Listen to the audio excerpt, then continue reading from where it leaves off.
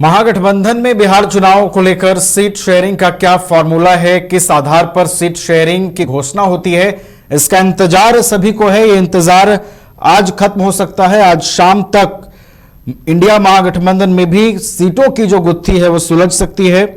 महागठबंधन में अभी भी सीट शेयरिंग की पेंच फंसी हुई है और आज सीट शेयरिंग की जो घोषणा है वो हो सकती है। लगभग फॉर्मूला को तय माना जा रहा है। राजद के 130 से 132 सीटों पर चुनाव लड़ने की खबरें सूत्रों के हवाले से मिल रही है। कांग्रेस 54, वीआईपी 18 सीटों पर चुनाव लड़ सकती है। माले 22, सीपीआई 4, सीपीआई-एम 6 और पशुपति पारस की रालोजपा 3 सीटों पर चुनाव लड़ सकती है। जेएमएम को 2 और आईआईपी को भी 2 सीटें मिलने के आसार नजर आ रहे हैं। हालांकि ये जो फॉर्मूला सामने आ रहा है ये कितना सही है, कितना पुख्ता है, ये जब आधिकारिक रूप से सीटों को लेकर घोषणा होगी तो उस समय ये सारी चीजें तय हो जाएंगी। संपादक एसके राजीव जी फोन लाइन पर जुड़े हुए हैं, उनका रुख करते हैं। एसके राजीव जी, महागठबंधन में देखिए सीट शेयरिंग का इंतजार अभी भी है और आज शाम इस पर से पर्दा उठ सकता है। सूत्रों के हवाले से खबर मिल रही है कि सीटों का फॉर्मूला तय हो गया है, बस आधिकारिक ऐलान होना है।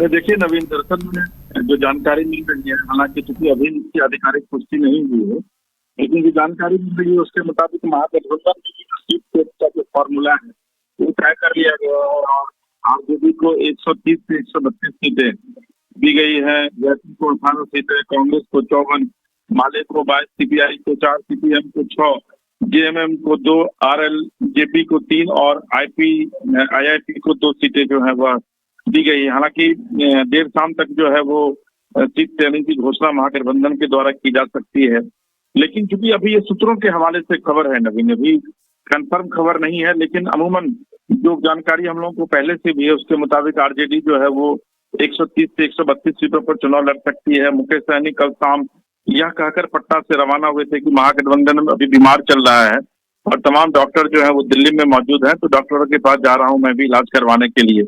तो वीआईपी को 18 सीटें दी गई हैं। कांग्रेस जो लगातार पहले से ही 55 से 70 सीटों की मांग कर रही थी, तो 54 सीट जो वो कांग्रेस के खाते में जाते दिख रही है।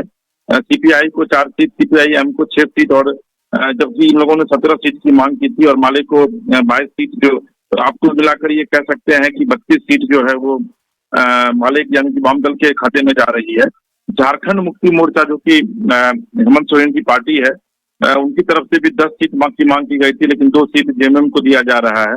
आरएलजेपी जो कि पशुपति पारस की पार्टी है, उनको 3 सीट दिया जा रहा है और आईआईपी जो कि आईपी गुप्ता की पार्टी है और परसों ही वो तेजस्वी के साथ महागठबंधन में शामिल हुई है, उनको 2 सीटें दी जा रही है।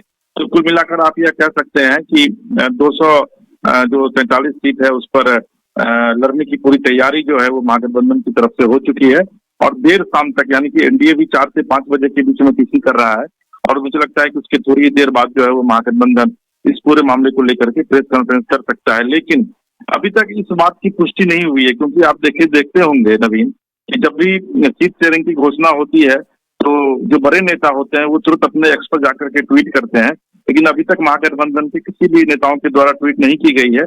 लेकिन सूत्रों के हवाले से खबर ये मिल रही है कि महागठबंधन में भी सीटों का बंटवारा हो चुका है।